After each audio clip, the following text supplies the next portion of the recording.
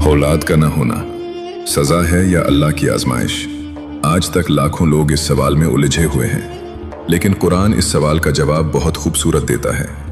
अल्लाह ताला कुरान मजीद में फरमाते हैं, आसमानों और ज़मीन की बादशाही अल्लाह ही के लिए है, और वो जो चाहता है पैदा करता है, जिसे चाहता है बेटियां देता है, जिसे चाहता है बेटे देता है, और जिसे चाहता है बांझ रखता है। तो इसका मतलब औलाद का होना अल्लाह की नेमत है, लेकिन औलाद का ना होना भी अल्लाह का फैसला है, और औलाद का ना होना सजा नहीं, ये एक ख़ास आजमाइश है जिसका अजर बहुत बड़ा है।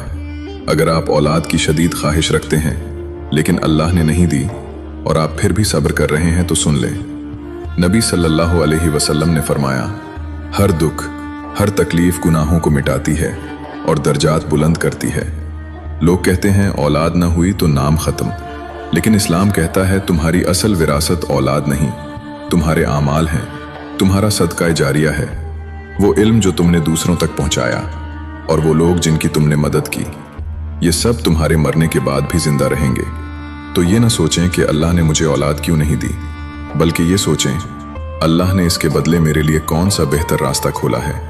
अगर ये बात आपके दिल को छू गई तो दिल से लाइक कर दें।